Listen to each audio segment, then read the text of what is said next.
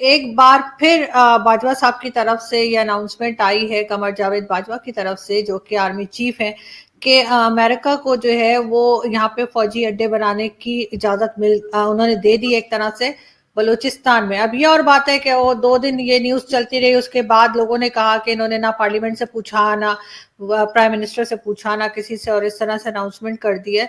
तो अब इमरान खान साहब की स्टेटमेंट भी आई कि नहीं नहीं, मैंने तो इजाजत नहीं दी है, और इसी तरह से शाह महमूद कुरैशी साहब की भी स्टेटमेंट आई, जो कि कुछ दिन के बाद आप देखेंगे कि उसकी कोई हैसियत नहीं होगी, क्योंकि पाकिस्तान पहले भी इसी तरह से अपनी जमीन जो है वो लोगों को देता रहा है, खासतौर पे अमेरिका को इस्तेमाल करने के लिए। हम दुनिया को ये यकीन दिला रहे हैं, हमारे वजीर खारजा भी यही कहते हैं, जो गुज़िश्ता दिनों अमेरिका होके आए हैं, 3 दिन बेचारे बैठे रहे हैं, लेकिन उन्हें अमेरिकी वजीर खारजा ने मुलाकात नहीं दी।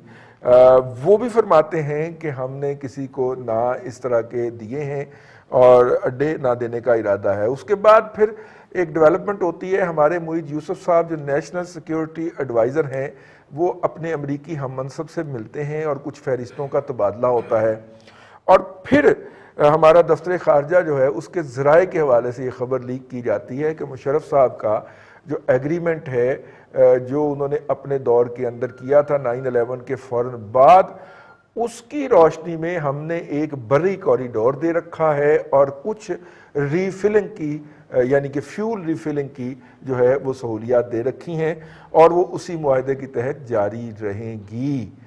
अब ये जो बात ज़राए के हवाले से दफ्तर खारजा से लीक की गई है, तो इसका मतलब है यहाँ से पता चलता है कि दुनिया हम पे एतबार करने को क्यों तैयार नहीं है।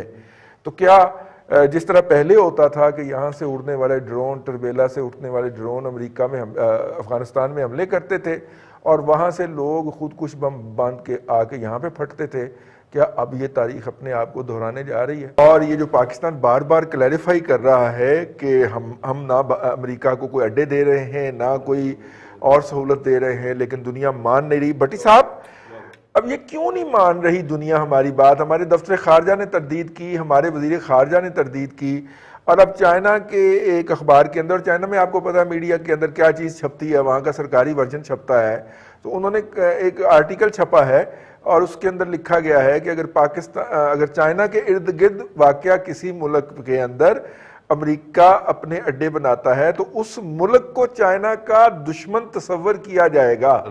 एक ज़रूरत है मौसर तरीके से, फोर्सफुली, और किसी संजीदा आदमी से ये बात कहलवाई जाए तो ज़्यादा मुनासिब होगा। शेख रशीद साहब शायद वो उस काम के लिए उतने मुनासिब ना हों।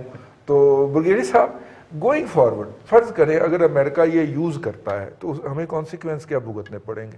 नहीं, हमने कॉन्सिक्वेंसेस तो आपको नज़र आ रहे हैं ना। ये तो सबसे बड़ा मतलब एक सी बड़ी बेवकूफ़ी और इससे बड़ा मतलब गैर दानिशमंदाना डिसीजन और इससे बड़ी तारीखी गलती को कर नहीं सकता कि आप अमेरिका को इस अड्डे देते। अमेरिका जैसे खालिद साहब ने और पूरी दुनिया को पता है, वो बाकी क्या सिगार कह चुकी है कि अमेरिका जो शिकस्त खा चुका है 75% इलाके में तालिबान का करता है। आई एम नॉट कंसर्न कि तालिबान क्या कहते हैं हमारे बारे में, क्योंकि हमारा अपने अंदर का मामला है।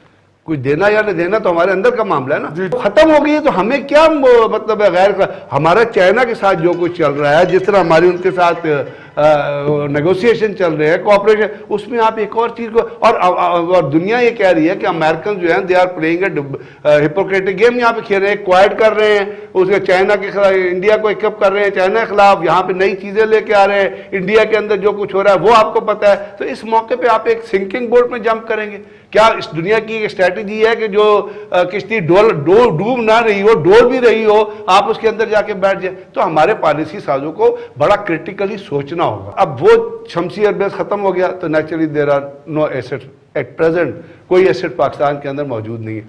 अब आप जो बात कर रहे हैं ना यहाँ इस पर जो जैसे वो हो रही है एयर कॉरिडोर की। अब एयर कॉरिडोर का क्या मतलब हुआ कि अगर कोई जहाज कहीं से भी फ्लाई करता है, अमेरिकी जहाज और वो टारगेट करना चाहता है अफगानिस्तान के अंदर, तो can it use Pakistan air space? Pakistan के ऊपर से गुजर सकता है। ये है उसका मेरा ख्याल। या आपने वहां पे कोई लॉजिस्टिक बिल्ड, क्योंकि ताजिकिस्तान ने और उज्बेकिस्तान ने अड्डे देने से इनकार कर दिया अमेरिकन को। अगर आपने पिछले एक तो अड्डा मौजूद है ना, अभी उन्होंने अभी 5 दिन पहले में शायद मौजूद, जी हाँ बिल्कुल था, अभी उन्होंने उसकी यूटिलाइजेशन से इनकार कर दिया। ये 5 दिन पहले की रिपोर्ट है, वो एक एंडालू के कौन सी एजेंसी है उसने ये रिपोर्ट रिलीज की थी।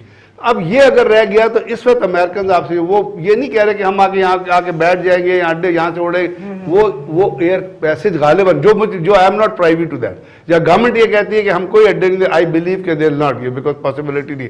एयर कॉरिडोर और वो पुराने मुआहदे का फायदा उठा के हमें माहिदा कोई नहीं है, कोई माहिदा नहीं, एक अंडरस्टैंडिंग है जिसकी कोई बेसिस नहीं है। वो उसकी बेसिस इसलिए नहीं है कि आप ये याद रखिए कि उस अंडरस्टैंडिंग के बाद अमेरिकन कमिटमेंट थी कैरी लूगर बिल। अमेरिकन कमिटमेंट ये थी कि आप काउंटर टेररिज्म पे जितना पैसा खर्च करेंगे हम वो पैसा आपको वापस करेंगे। तो अमेरिकन ने आपको 3 किस्तें वापस नहीं की, वो आपने अपने रिसोर्स $3.5-4 अरब जा वो नहीं दिया आपको। उसके लिए उन्होंने बहुत सारे ऑब्जेक्शंस रेज किए थे, जो बड़ी मतलब स्टूपिड किस्म के ऑब्जेक्शंस थे। तो जब उन्होंने ये नहीं किया तो पाकिस्तान के ऊपर उस मादे का कोई बोझ नहीं है, और अगर कोई कह रहा है कि उस मादे का कोई बोझ है तो probably he is trying to manipulate the facts. कि क्या वाकई पाकिस्तान अमेरिका को अफगानिस्तान के ऊपर नज़र रखने के लिए और अफगानिस्तान में अपने टारगेट्स को हिट करने के लिए मुस्तकबिल में अड्डे देने का इरादा रखता है? याद है अमेरिकन ने कहा था कि ये पैसों के लिए अपनी माँ भी बेच दें। अब बहुत बुरा लगता है सुनने में, लेकिन हमारे बारे में ये अमेरिकन ने कहा था। आप चीन को खो कैसे सकते हैं? यानी आप अमेरिका की बात मान लें और चीन को खो दें। 65 में क्या हुआ था? अमेरिका ने आपके पुर्जे तक बंद कर दिए थे और आपको असला देना बंद कर दिया था। मगरबी मीडिया बार बार ये खबर चला रहा है, मुसलसल चला रहा है कि पाकिस्तान की तरफ से देने का फैसला हो गया। वजारत खारजा पाकिस्तान की इसकी तरदीद करती चली जा रही है और ये कह रही है कि ऐसा कोई फैसला नहीं किया गया। आखिर हो क्या रहा है? कौम को खुली हकीकत क्यों नहीं बयान की जा रही? अच्छा देखिए ना, अगर आप उन्हें अड्डे देते, शमसी का अड्डा था, ये चकलाला का था, जैकबाबाद का था, और इसका फैसला जनरलों ने नहीं किया था। तारीख ये है कि इसका फैसला मुशर्रफ ने चकमा दिया कोर कमांडरों को और वजारत खारजा को भी, और कहा कि इसमें मशवरा करूंगा, और अपने तौर पे कर दिया, इसलिए कि वो डरा हुआ था। जनरल मुशर्रफ एक बहुत ज़हीन आदमी था, लेकिन जानत दलेरी का बदल नहीं होती। डरा हुआ आदमी फैसला करने के काबिल नहीं होता। उनके चेहरे पे तो हवाइयाँ उड़ रही थी उस वक्त। आज अगर आप ये फैसला करते हैं अफगानिस्तान में तालिबान की मुखालफत का, जो अशरफ गनी ने कहा है कि मुझसे इसका वादा किया गया है कि तालिबान की हमायत नहीं करेगा पाकिस्तान, तो फिर बाकी बचा क्या? उसके बाद क्या बचा? तुर्कमान आपके खिलाफ हैं, उज़्बक आपके खिलाफ हैं, ताजिक आपके खिलाफ हैं, हज़ारा जात के साथ पे कम अज़ कम $5-6 बिलियन की इन्वेस्टमेंट कर चुका है ईरान। तो आपके साथ फिर कौन है? अगर यहाँ से जहाज़ जाते हैं और बमबारी करते हैं तो इसका मतलब आपने अफगानिस्तान को हमेशा के लिए खो दिया। लेकिन इसके दूसरे पहलुओं उन पर गौर करना चाहिए। इस वक्त जो बमबारी हो रही है अफगानिस्तान में, आपको मालूम है कि अमरीकी तैयारों से तालिबान पर बमबारी हो रही है। इससे भी ज़्यादा अहम बात यह, और अमरीकी अपने बहरी बेड़े लेके आ सकते हैं और करीबी इलाकों से बमबारी जारी रख सकते हैं। उनका इंटेलिजेंस नेटवर्क है, उनके मर्सनरीज हैं, एक पूरा तबका उन्होंने अपने हामियों का पैदा कर लिया है, और वो शमाली इत्तेहाद के साथ साजबाज कर सकते हैं, और वो बहुत तेज़ी के साथ दोबारा हमलावर हो सकते हैं। तालिबान आसानी से हुकूमत तो नहीं कर सकेंगे अगर लचक का, इसमें कोई शुबा नहीं कि जंग तालिबान ने लड़ी है और नहायत दलेरी से लड़ी है, बहुत मुस्तकिल मिजाजी से लड़ी और जीती है, और सुपर पावर को शिकस्त से दो चार किया है। लेकिन हक़ाइक़ का इदराक होना चाहिए।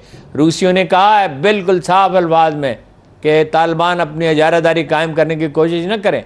हालांकि तालिबान से उनके राब्ते हैं। वो अमेरिका का सबसे बड़ा मुखालिफ तो रूस है, चीन से भी ज़्यादा। चीनी भी यही चाहते हैं, इसलिए कि उनके यहाँ मसाइल पैदा होंगे अगर हुकूमत, और वो सब जानते हैं कि वो मसाइल क्या होंगे तालिबान को। और ये अफ़गान फ़ौज वो फ़ौज नहीं है जो पहले थी, जो बिल्कुल मुंतशिर हो जाएगी, उसमें टूट फूट ज़रूर होगी। लेकिन यह है कि उनकी और अगर इलेक्शन होते हैं तो तालिबान को अक्सरियत नहीं मिल सकती। मैं आपसे साफ कह रहा हूँ, एक दफ़ा नहीं, मैंने बार बार ये कहा, 35-40% से ज़्यादा सीटें नहीं ले सकेंगे, ज़्यादा से ज़्यादा। इसलिए कि पश्तून बेल्ट में दूसरे लोग भी हैं, कबाइल भी हैं, हिकमत यार भी है, और हिकमत यार बहुत सियासी सूझबूझ का आदमी है। आज भी पार्लियामेंट में 50 आदमी उसके हामी है। वो तो क्योंकि मुल्क में रहा नहीं तो उसकी पार्टी में टूट फूट हो गई थी, उसके शमाल में भी असरात हैं। तो अफ़गानिस्तान में एक कौमी हुकूमत ही चल सकती है, और अफ़गानिस्तान एक बफर स्टेट ही बन सकता है। देखिए ना, रूसी जो हैं वो सारा सेंट्रल एशिया जो है उन्हें अंदेशा है कि उसमें ट्रबल हो जाएगी। तो ये कोई अच्छी हिकमत अमली ना तो पाकिस्तान के लिए होगी कि यहाँ से आप अशरफ गनी की हमायत करें, हमायत नहीं करेंगे वैसे, और ये पॉसिबल नहीं है, बात चीज़ें मुमकिन ही नहीं होती हैं। पाकिस्तान अड्डे दे सकता ही नहीं है। हाँ, अमरीकी लॉबी बहुत मुतहर्रिक है, मुझे अफसोस है, मैं नाम नहीं लेना चाहता था, ये हुसैन हक्कानी, नजम सेठी, आयशा सिद्दीका जैसे जो स्कॉलर हैं, इसलिए कि हम मगरब की तरफ देखते हैं। आप अंधे हैं, आपको नज़र नहीं आता कि चीन के साथ आपकी एक्सपोर्ट जो है वो 30-35% बढ़ गई है और उसमें मज़ीद इम्कानात है। ये लोग अंधे हैं, इन्हें नज़र नहीं आ रहा कि रूस के साथ हमने मुआहदा किया है गैस की पाइपलाइन का, और इस पाइपलाइन का बेचने का मतलब क्या है कि तवानाई का आपका क्राइसिस जो है उसमें कमी आएगी। आप ईरान से, आपके होश हवास कायम नहीं है, आप ईरान से गैस ले सकते हैं अगर मफाहमत हो जाए ईरान की और अमेरिका की, और आपके लिए चीन की इतनी बड़ी मंडी पड़ी हुई है, अगर आप उसको एक्सप्लॉइट नहीं कर सकते तो दूसरी बात है अमेरिकी लॉबी, और आप चीन को खो कैसे सकते हैं? यानी आप अमेरिका की बात मान लें और चीन को खो दें। 65 चीनी मईशत अमेरिकी मईशत के बराबर हो गई है साइज़ में, और अगले बरसों में बढ़ने वाली है उससे, इसलिए कि वो ना अपना सरमाया फ़ौज पर ज़ाया कर रहे हैं, ना वो मिलिट्री एडवेंचर कर रहे हैं, वो नहायत एहतियात के साथ एक एक कदम आगे बढ़ाते हैं। सही। इन कंक्लूजन हर्फ आखिर ये है कि तालिबान को लचक का मुजाहरा करना होगा, वरना होगी खाना जंगी। ये ठीक है कि हक इक़्तिदार अशरफ गनी का नहीं है, अशरफ गनी को 8 लाख वोट मिले थे 1.5 करोड़ में से, सही, तो वो हक उसका हक इक़्तिदार नहीं है। लेकिन मैं फिर कहता हूँ एक ही रास्ता है, लोया जिरगा, अफगान मिल बैठें और आपस में फ़ैसला करें, और पाकिस्तान को अपने देर पा कौमी मफादात को मलूद रखना होगा। ये वही अमरीकी है ना जो अफ़गानिस्तान में रूसी फ़ौज की वापसी के, सोवियत फ़ौज की वापसी के बाद हमें हमारे हाल पर छोड़ गए थे, और हिलरी क्लिंटन रोती थी और कहती थी हमने गलती की जब यहाँ मदद मांगने के लिए आए थे। ये वही अमरीकी है ना कि जो हम उनके तस्वीराती हलीफ थे, स्ट्रेटेजिक पार्टनर थे, और मदद वो इंडिया की कर रहे थे 71 में। तो अमरीकियों पे हम कैसे? पाकिस्तानी फ़ौज अपने नाखनों से लेकर सर के बालों तक, पाकिस्तानी फ़ौज के अंदर अमेरिका से जो मुगायरत पैदा हो चुकी है, पाकिस्तानी अवाम में भी बेदारी है। फ़लस्तीन पे उनका मौक़िफ़ क्या है, कश्मीर पे क्या, वो कहते हैं कश्मीर को भूल जाओ। हमसे उन्होंने एग्रीमेंट किया कि वो कश्मीर में मुदाखलत नहीं करेंगे और पाकिस्तान को रोकेंगे नहीं। हमसे उन्होंने वादा किया उसके हल की कोशिश करेंगे, इंडिया पे दबाव रखेंगे, और मुकर गए, साफ मुकर गए। सही। और हमारी मईशत को 100-150 बिलियन डॉलर का नुकसान पहुंचा जो हमारे कुल कर्जे हैं। तो इन अमरीकियों पे हम इन्हिसार कर सकते हैं। अगर कोई ये करेगा तो इतनी बड़ी गलती करेगा कि पछताएगा, उसका नामो निशान नहीं रहेगा। सही, ठीक।